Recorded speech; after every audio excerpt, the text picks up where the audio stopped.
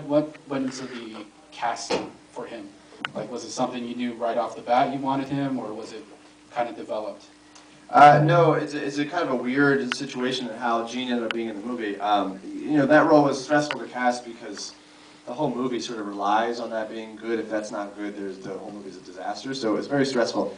And I didn't know who I was going to cast, and it was kind of getting close to time to make the movie, and it was getting pretty scary.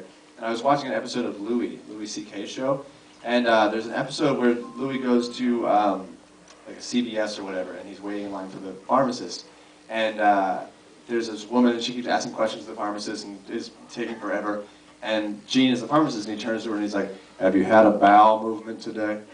Was it soft?" And she gets embarrassed, and then she leaves, and then that's the whole scene. And then it's Louis' turn. And I was like, that's the guy.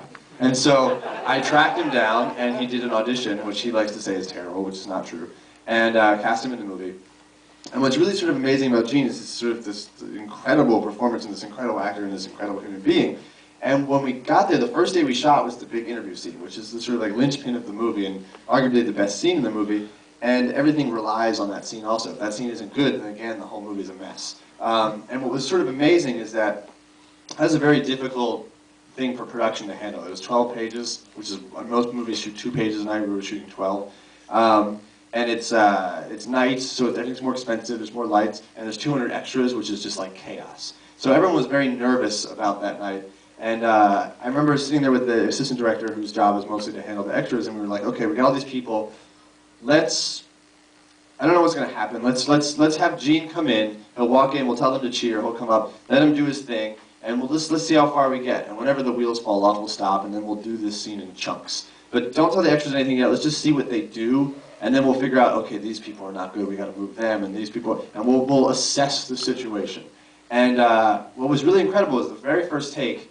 Gene comes in, everybody cheers and goes crazy. He comes up, sits down, does a 17-minute take without dropping a line, and gets up and cheers. Everyone cheers, and he walks out.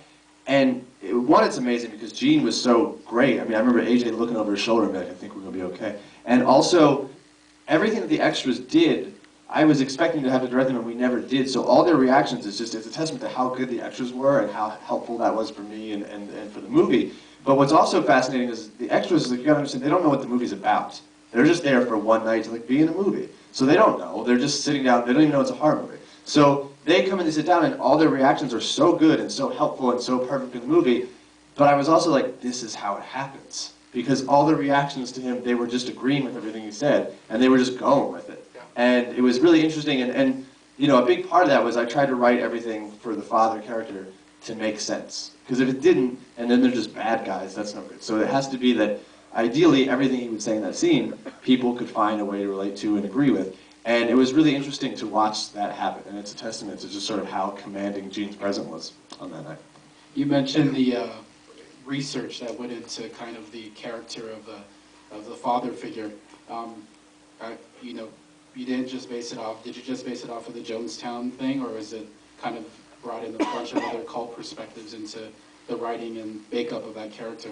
Yeah, there's a lot of stuff in there. I think what I did is I used the last 48 hours of what happened in Jonestown as like the framework for the movie, because I wanted to use a real event and I wanted to use a real company reporting it, and I wanted to do that because I think that a lot of the themes a lot of the reasons people joined the People's Temple in the 60s and 70s are still relevant today, and the way that we get our news is through this like immersionism in this case, or embedded journalism, and I think history tends to repeat itself in a story like this. It's hard to believe it would happen again because it happened, but if it hadn't, I think that it's not crazy that people would, in tough times, look to someone to help them. And so, there's a lot of visual references to Jonestown on purpose, because hopefully, when you see this movie, Jonestown has been reduced, unfortunately, to drink the Kool-Aid, and that's what everybody knows about it, and that's a really reductive way to. I think that the story of People's Temple is much bigger than just what happened in Jonestown. But I think that in referencing a real-life thing, hopefully it transcends the experience of when you're in here and you see this movie. There's what happens in the movie, and then there's what the movie's about. And what the movie's about are themes that are relevant beyond just the movie, hopefully. And the same. So when you leave here, it should bring you back to something real, so that it's more than just this hour and a half you spend in here, as well as using a real brand. If you see Vice out in the world, it kind of brings you back to it. But other than that, I've been pretty fascinated with cults and sort of like alternative societies and things like that. So you know, I didn't do a tremendous amount of extra research other than what I already knew. I really just tried to write everything that father would say to make sense. I mean, he's a sociopath or a psychopath, and he's a manipulator, and it's not going to be true what he's promising everyone. But if what he promised everyone did happen, it would be great. The compound that they live in reminds me of my summer camp. It's just the makeup of the whole thing. I remember the basketball court especially looked just like the summer camp I went to. But from a production standpoint, it seems interesting that did the cast stay there? Did the cast was it like a full functioning place for the cast to live at? And you know, it seems like you have everything there. I mean, it's kind of a mean way to treat your cast to send them into those. Yeah, they opted for the hotels, but well, the thing is that that's just someone's backyard in Georgia. We built everything. So like, if you went there now, it was just a hayfield. So all of that was constructed, and everything was sort of designed so that you know, they had electricity. You could sleep in them. Actually, the owner of the property wanted to keep the big house, father's house, but he didn't want to pay taxes on it, so it's gone now. You know, he might have a little cabin like out in the woods for like hunting or something, but or like for his grandkids. But if you went there, you'd have no idea. It's just a big empty hayfield in Georgia, which is a real credit to our production designer Jade Healy, because you know, I mean, she did everything. She literally did everything. Like that's not there. So, Anybody else? Anybody else have any questions? Hands? Ray? Okay, as I mentioned before, this is a tremendous departure from House of the Devil and The Innkeeper. What was the reason for the change? I don't know. I already made those movies, you know. So I don't like to repeat myself. And in trying to do, you know, The Innkeepers is very different than House of the Devil in the sense that it's like a comedy for most of it, you know. And then this is not funny at all. So for me as a filmmaker, it's just you don't want to repeat yourself, and you want to try different things. The idea for this movie came from wanting to make a horror movie that didn't have any supernatural elements, which I suppose calls into question whether it's a horror movie or not. I think as I've been touring around with this movie, it's a very subjective thing, but I find that a lot of people feel very strongly that it's not a horror movie, and some people feel very strongly that it is. It's certainly the most horrific movie I've ever made. I don't know if I really care if it is or it isn't, but it's been an interesting thing that people have brought up. But in wanting to make a horror movie that had no supernatural elements, that was like heavily steeped in realism, you know, I was just thinking I've always been sort of fascinated and terrified of cults, and I think that being manipulated is a really terrifying thing, and I think that what's always scared me about what happened in the end at Jonestown is that it wasn't as much a mass suicide as it was a mass murder, and you know, the people that there wasn't really another option, and that's, I think, really terrifying, because also everyone was trying to look for something better, and it ended up being much worse, and I think that that's a really scary thing, and I think that's relevant to a lot of things on a smaller scale. And so, you know, that's where that sort of idea came from. Questions? Sir? Yeah, at what point during the process did you decide it was going to be a found footage style? Was that something you knew from the very get-go, or was it something like as you figured out the story you wanted to tell, you were like, all right, I think this is going to be the best means to tell that? You know, it was always the plan. It's weird because it's sort of like a semantics game, but I don't really think it was a found footage movie, which, of course, it's very easy to call it a found footage movie because then everybody that comes here, you kind of get an idea of what you're going to get when you get in here, that the camera's going to be part of it. But you don't call a Christopher Guest movie a found footage movie. You call it like a mockumentary. But if you call this a mockumentary, it's like wildly insensitive, so you can't do that. So, but like, so then it's like a fake documentary is what it is. And that's why in the very beginning there's like music and text on the screen, and I was very adamant about being, this is a fake documentary made by people who make documentaries for a living.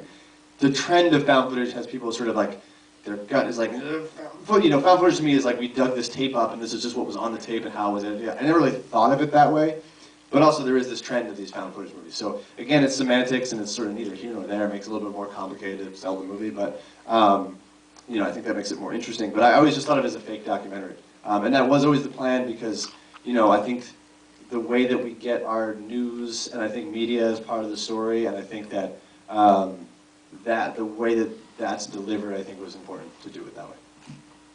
Questions? Sir, how did the relationship with Vice come about? Because that's like a real news company, and they really make guides too, and it's scary places. So I was just wondering how that came about. Yeah, I mean, basically the thought that you just had of like, they really do this is sort of, I was like, they would be good for this. A couple ways. I just asked them, and so it was relatively easy. A big part of it was that I really like what Vice does, and I think that Vice is getting bigger, like exponentially bigger every day, it seems. And they're becoming a very, kind of like a well-known like news source now. And, but I think what's interesting about what they do is that, you know, if it was like Fox News, then they would be slanted a certain way. If it was MSNBC, they'd be slanted a certain way. Whereas Vice, I think, is they have their brand, and their brand is their style, but they don't have like a political agenda, I don't personally feel. And I think there's very little media, certainly in the States, that feels honestly subjective anymore. There's always some sort of like, well, this is kind of our vibe, and this is kind of the way we politically lean and whatnot. And I think that, you know, it was important to sort of stay objective in a story like this, and so you see both sides of things. And I just, you know, I think what they do is really interesting. Question, sir? I was going to mention that you're really good at creating a genuine atmosphere of suspense. It feels very real. And Joe Swanberg, did you have any line for that character, the camera? Yeah, I actually wrote every part except for Father for someone specifically, and then I got all those people, because I know them all pretty well, and they're all great actors, and they're all also filmmakers, and they're all friends of mine, and it made the shorthand really easy. And also, we planned originally that there'd be a lot of improv in the movie, and there's almost none. So, but the reason I cast Joe for that part is, but I was able to write it for everybody. So that's kind of why we didn't have the improv, is because they were like, well, it already kind of sounds like the way we talk. And it's like, I know, because I know you when I wrote it that way. So it sort of like cut the time down to make an ambitious movie doable. But the big part of casting Joe is that Joe's a great actor, but also Joe's a filmmaker, and Joe's a filmmaker I know very well, and Joe's a filmmaker who shoots a lot of his movies. And so to have an actor that I can hand I'd say I shot probably 75-80% of the movie, and he shot the other 20%. But if it was not Joe, and I just hand an actor a camera, that it's like, it's not actually the camera from the movie, it's a much more complicated camera, they could freak out. They're like, but I'm trying to focus on acting in the movie, and now you're giving me this new thing, and I'm trying to explain to them how the frames that I want, and that's, whereas with Joe, he's just like, I got it. And then he could do it, and he could either do exactly what I wanted him to do, or he would do his own thing, and his own thing was just as visually interesting, if not more, because he has a good eye, and our aesthetic is similar. So he was just, you know, I needed to cast an actual filmmaker for the role of a filmmaker. It just felt like, made sense to do that. Questions? With the, did you ever explain, did the kids know like what the concept of the movie was, like, especially like with Samantha? Because I'd read somewhere like with Kubrick when he did Shining, the character of Danny never knew that he was in a horror movie, I guess, until he was older. Is that the same case here? Or? Yeah, you know, as far as the kids in the sort of mass suicide, I don't know. I mean, they did drink, when they were drinking, probably not. When they would go and lay down and pretend to be dead, it was just like a fun, goofy day. But specifically, as far as Savannah, she is the coolest little girl in the world. So when everyone is like, oh my God, she was like, yes! Like, that was her favorite day. She's like, I get to die, this is awesome. And so, and then she came and saw the movie with her parents, and I was like, you know, it's pretty grim. And their parents were like, it'll be fine.